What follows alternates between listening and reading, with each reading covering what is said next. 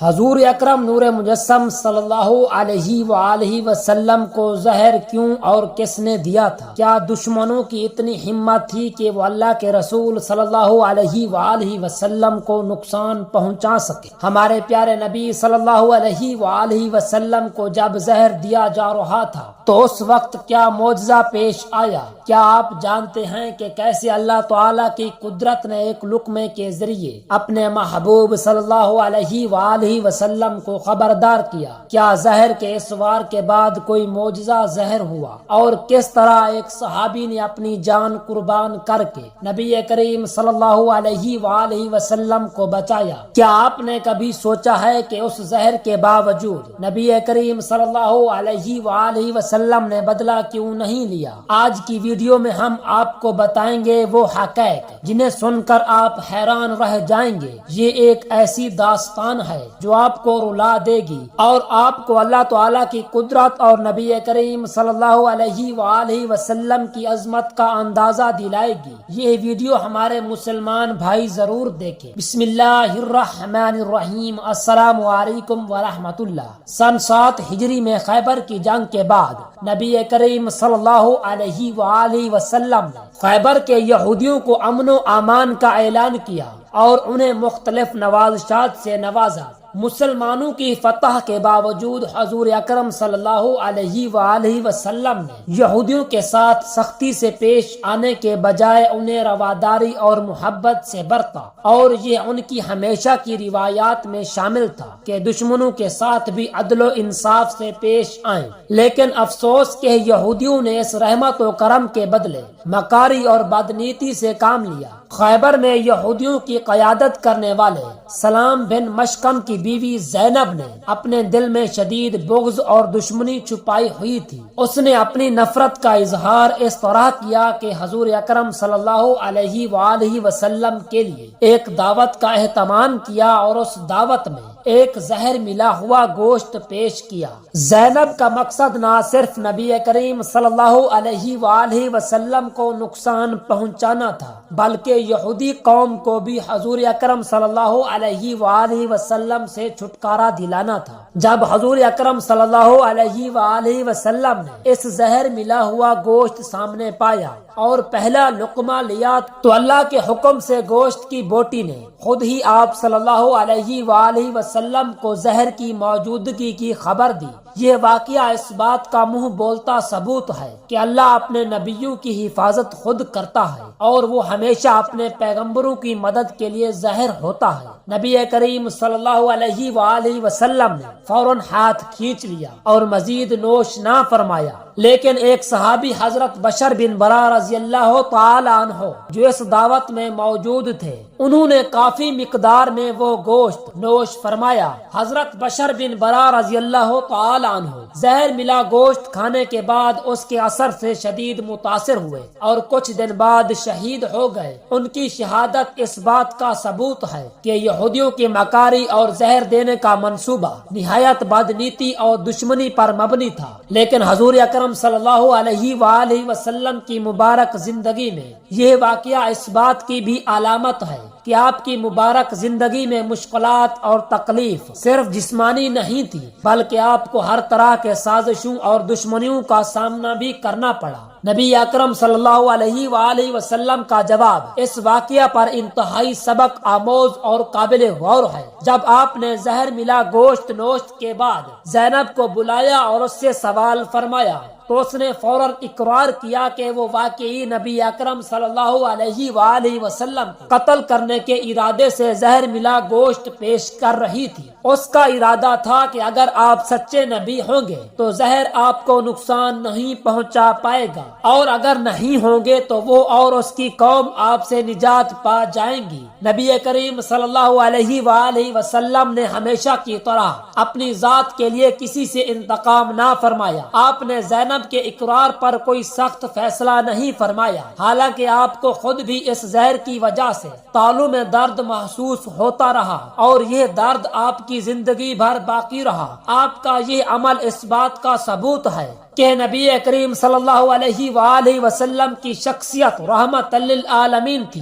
اور آپ نے ہمیشہ درگزر کا رویہ اپنایا، حتیٰ کہ دشمنوں کے ساتھ بھی۔ لیکن جب حضرت بشر بن برا رضی اللہ تعالی عنہ کی شہادت ہو گئی تو انصاف کے تقاضے کے مطابق ان کے خون کا بدلہ لیا گیا اور زینب کو ان کے قتل کے جرم میں قصاصاً سزا دی گئی۔ یہ اسلامی قانون کا حصہ ہے کہ خون کا بدلہ ضروری ہوتا ہے اور اس کے بغیر معاشرے میں انصاف قائم نہیں ہو سکتا۔ اسلامی تاریخ میں زہر دینے کا یہ واقعہ واحد نہیں ہے، دیگر واقعات بھی تاریخ میں درج ذیل ہیں جہاں زہر دینے کی سازشیں کی گئی۔ ایک اور مشہور واقعہ حضرت حسن بن علی رضی اللہ تعالی عنہ کا ہے، جو رسول اللہ صلی اللہ علیہ وآلہ وسلم کے نواسے اور جنت کے جوانوں کے سردار تھے۔ حضرت حسن رضی اللہ تعالی عنہ کو بھی زہر دیا گیا اور مشہور روایات کے مطابق یہ زہر ان کی زوجہ کے ذریعے دیا گیا جو مروان بن الحکم کی سازش کا حصہ تھی۔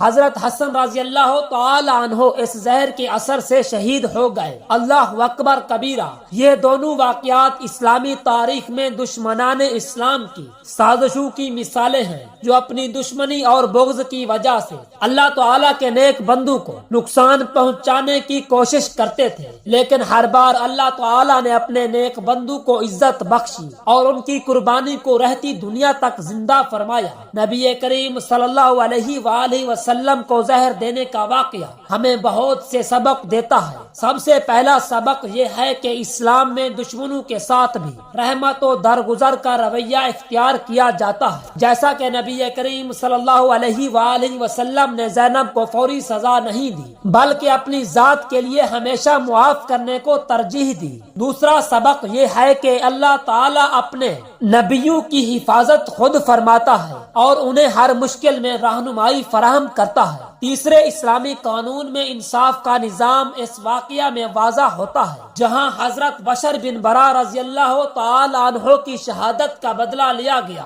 نبی کریم صلی اللہ علیہ وآلہ وسلم کی پوری مبارک زندگی صبر، تحمل اور درگزر کی عظیم مثالوں سے بھری ہوئی ہے۔ آپ نے نہ صرف اپنی ذات کے لیے ہمیشہ صبر و تحمل کا مظاہرہ فرمایا بلکہ اکثر اوقات دشمنوں اور مخالفین کے ساتھ بھی رحمت اور شفقت کا برتاؤ فرمایا۔ اس میں سے ایک انتہائی اہم اور معروف واقعہ طائف کا ہے جہاں نبی کریم صلی اللہ علیہ وآلہ وسلم نے شدید تکالیف برداشت کرنے کے باوجود غیر معمولی صبر کا مظاہرہ فرمایا۔ یہ واقعہ اس قدر اہم ہے کہ اسے تفصیل سے سمجھنا ضروری ہے۔ مکہ میں ابتدائی دعوت کے دوران نبی کریم صلی اللہ علیہ وآلہ وسلم کو قریش کی شدید مخالفت کا سامنا کرنا پڑا۔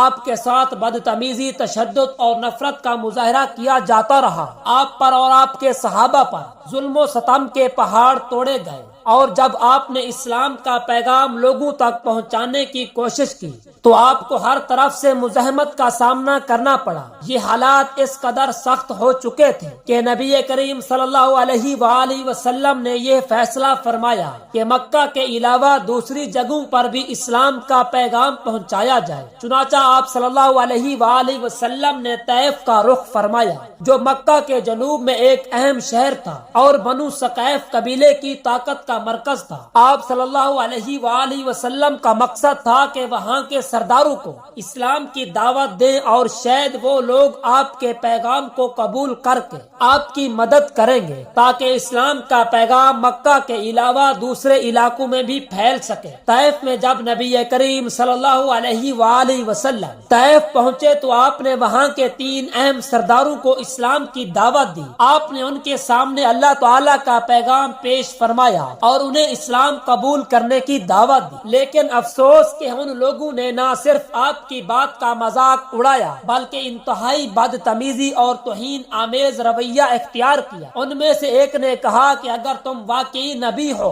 تو میں کعبہ کے غلاف کو چیر کر پھینک دوں گا۔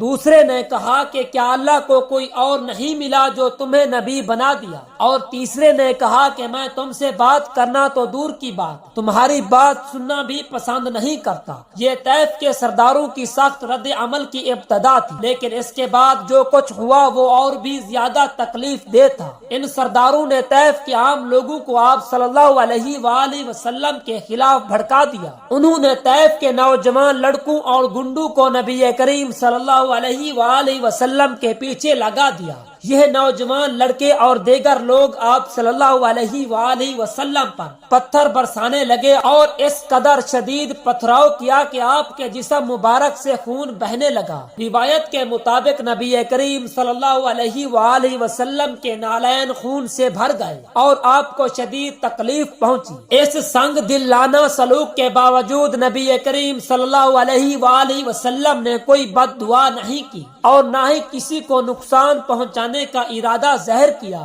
آپ نے صبر اور تحمل کا دامن تھامے رکھا اور طائف کی گلیوں میں چلتے رہے، یہاں تک کہ آپ ایک باغ میں جا پہنچے جو عتبہ اور شیبہ بن ربیہ کا تھا، جو قریش کے سردار تھے۔ جب آپ باغ میں پہنچے تو آپ صلی اللہ علیہ وآلہ وسلم نے ایک درخت کے نیچے بیٹھ کر اللہ کی بارگاہ میں دعا کی۔ یہ دعا نبی کریم صلی اللہ علیہ وآلہ وسلم کے دل کی حالت اور آپ کی بے پناہ عاجزی کو ظاہر کرتی ہے۔ آپ نے فرمایا، اے اللہ تعالی، میں تجھ سے اپنی کمزوری، اپنی بے بسی اور لوگوں کی نظروں میں اپنی بے قدری کی شکایت کرتا ہوں۔ اے سب سے رحم کرنے والے، تو کمزوروں کا رب ہے اور تو ہی میرا رب ہے۔ مجھے کس کے سپرد کر رہا ہے؟ کیا کسی دشمن کے سپرد کر رہا ہے جو میرے ساتھ بدسلوکی کرے؟ کیا کسی دور کے قریبی کے حوالے کر رہا ہے جو مجھے نقصان پہنچائے؟ اگر تو مجھ سے ناراض نہیں ہے تو مجھے کوئی پرواہ نہیں، لیکن تیرا فضل مجھ پر بہت بڑا ہے۔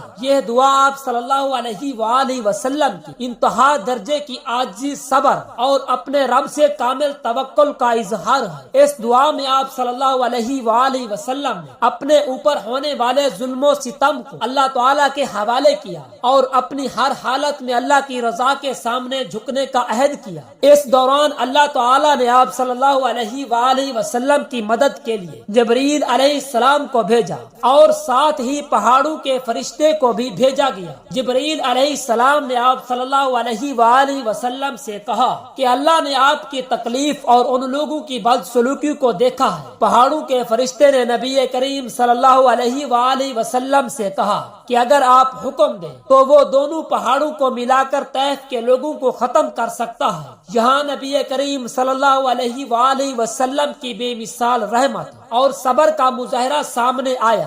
آپ صلی اللہ علیہ وآلہ وسلم نے فرمایا، نہیں بلکہ میں امید کرتا ہوں کہ اللہ تعالیٰ ان کی اولادوں میں سے ایسے لوگ پیدا فرمائے گا جو صرف اللہ تعالیٰ کی عبادت کریں گے اور اس کے ساتھ کسی کو شریک نہیں ٹھہرائیں گے۔ یہ الفاظ اس بات کی دلیل ہے کہ نبی کریم صلی اللہ علیہ وآلہ وسلم کی دعوت اور رحمت کا دائرہ انتقام سے بہت بلند تھا۔ آپ صلی اللہ علیہ وآلہ وسلم کو صبر اور درگزر کا وہ مقام حاصل تھا جس کی مثال دنیا کی تاریخ میں نہیں ملتی۔ آپ نے ان لوگوں کے لیے بد دعا نہیں کی جنہوں نے آپ کو زخمی کیا، بلکہ ان کی ہدایت اور ان کی آنے والی نسلوں کے لیے خیر کی دعا کی۔ جہاں آپ صلی اللہ علیہ وآلہ وسلم نے انتہا درجے کی تکلیف اور بے حرمتی برداشت فرمائی، لیکن اس کے باوجود آپ نے کبھی بھی انتقام کا راستہ نہیں اپنایا۔ یہ واقعہ ہمیں اس بات کی یاد دہانی کراتا ہے کہ اسلام کی بنیاد صبر، تحمل اور درگزر پر ہے۔